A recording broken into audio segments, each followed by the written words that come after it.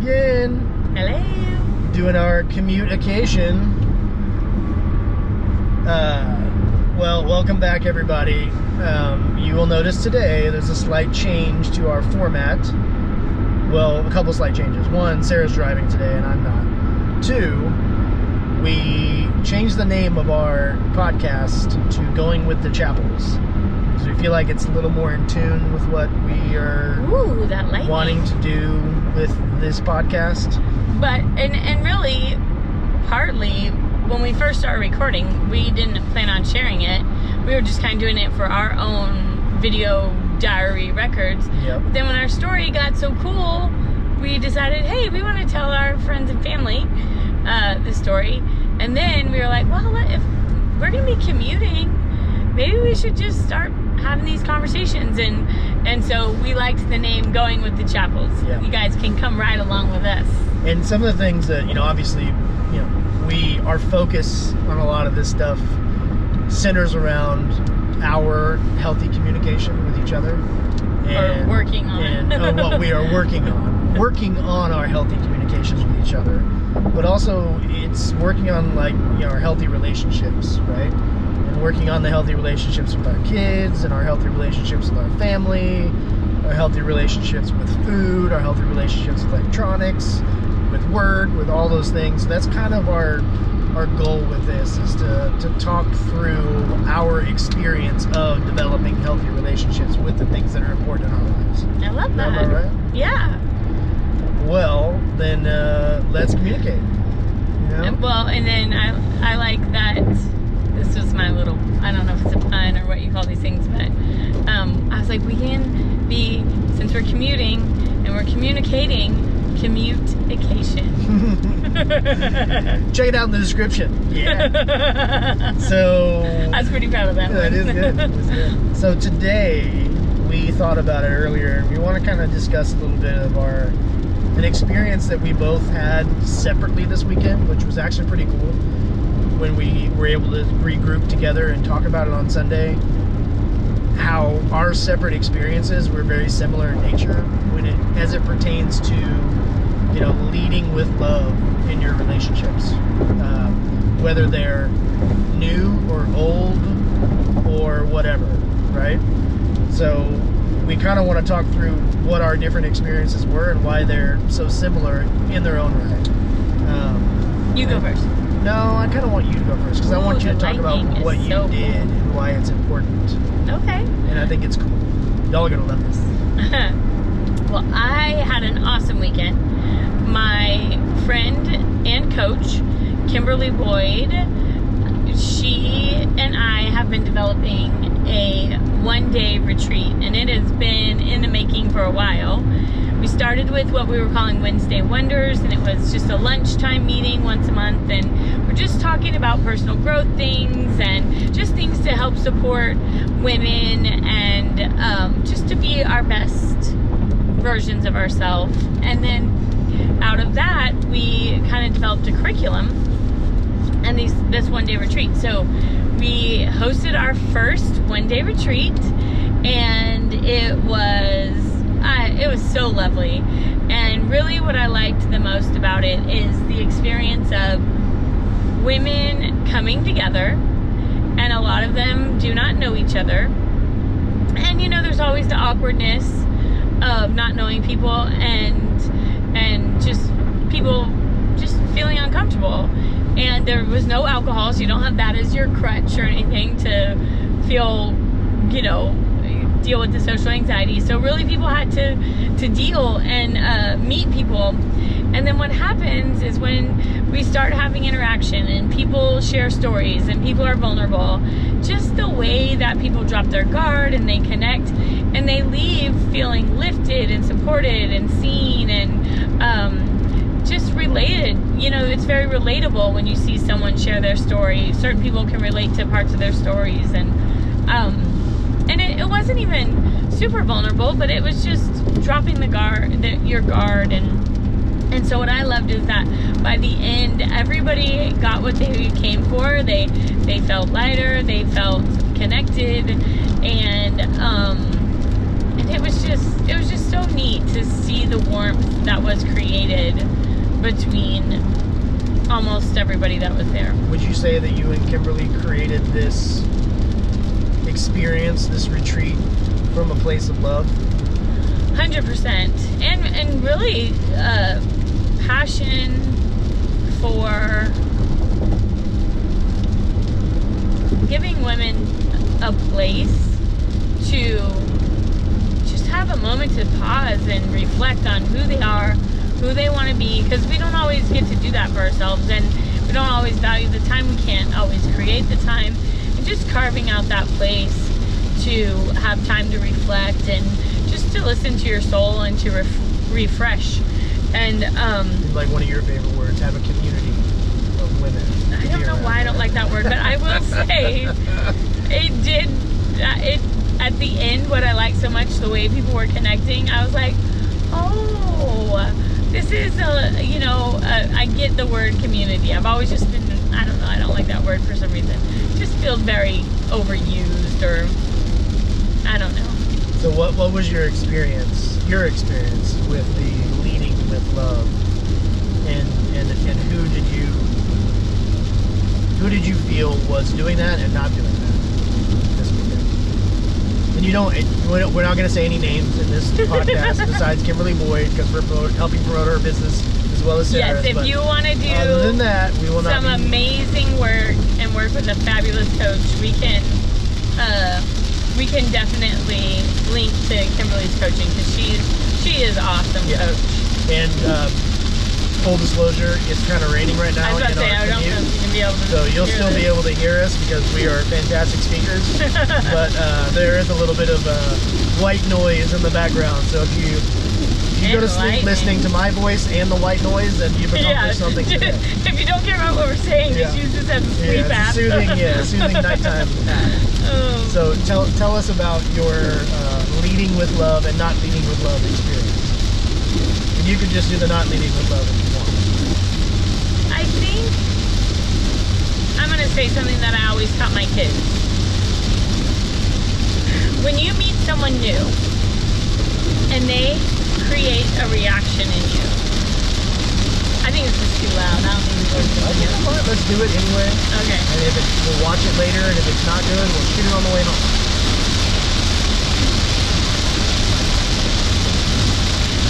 This is very, very rainy. Did you put it in 4-wheel drive? I did. Oh, okay.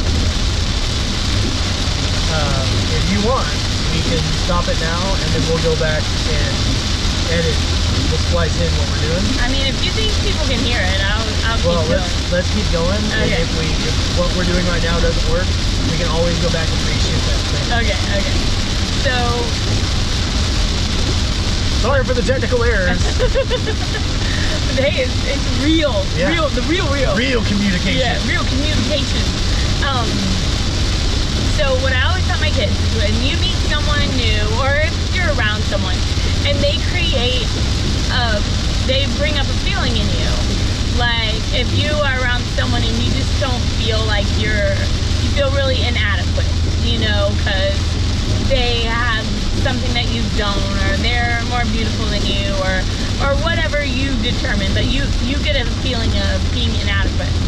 I always taught my kids, whatever feeling you're getting is actually probably something that they deal with as well, and it's causing a rise in you. So for example, here's a way this could work out.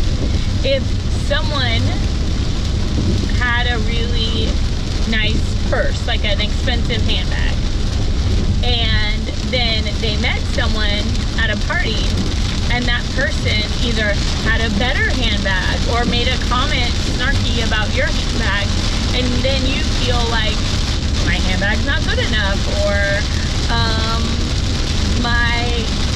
their handbag is better than mine, or whatever. And I'm totally just using a silly analogy. House, clothing, car, fill in the blank, whatever.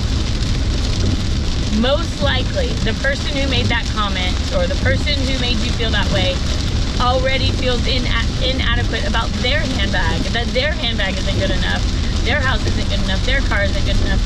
And so I just always taught my kids, check in with your own feelings, know your own value and your own worth. And if someone else makes you feel like you're not enough, that's because they don't think that they're enough. That's because they are trying to make you feel small so that they can feel better, or they truly feel small, and the blah, blah, blah that's coming out of their mouth is from the place in them that feels small. Like when someone lies and exaggerates about something, they are trying to feel like they think they're not enough. Yeah. And they think the truth isn't edgy enough and that you need to be more and they need to be better or whatever.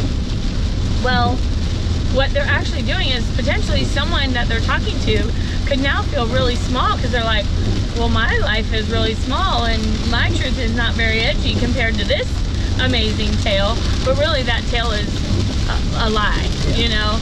And whether, so I just going a long way around to say that I think it's important to always be yourself when you show up at something new.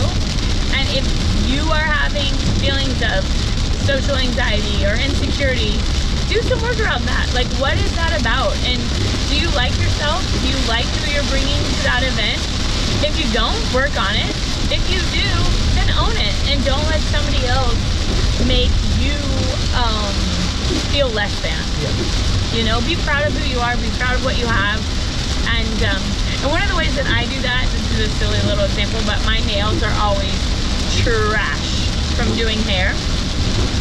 And so day to day doing hair, I don't really care that my nails are trash. But when I get out at an event, I tell you that all the time. When I get out at an event, like say I end up going to something like a dinner with friends or even a wedding or something, and I didn't get to painting my nails, I always feel so embarrassed of my fingernails looking like so dirty and everything.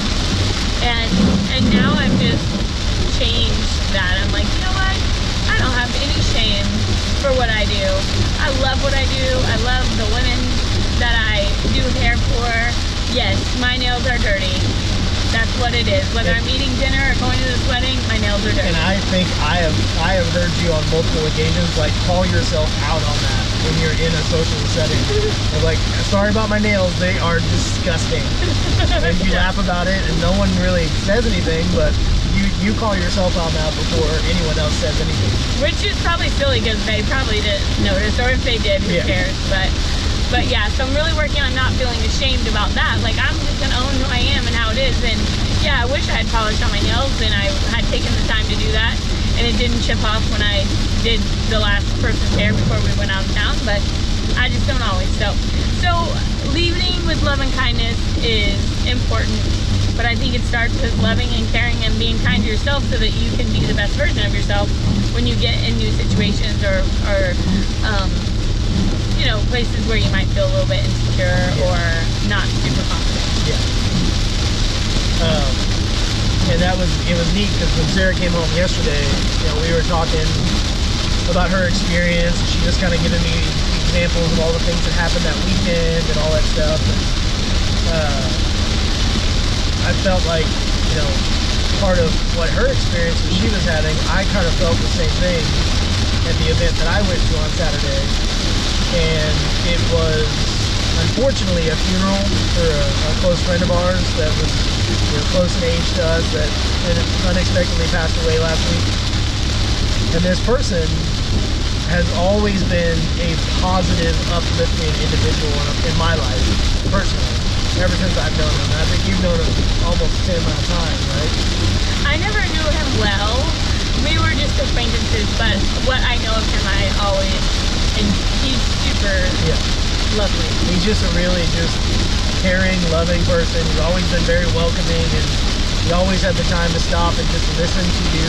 A very and warm, ask about you sunshiny person. And seek you out. Like, he was always there to just be present in your life and talk to you and ask you questions about your family and work and how things are going. Like, he didn't hesitate to want to know more and be genuine about that.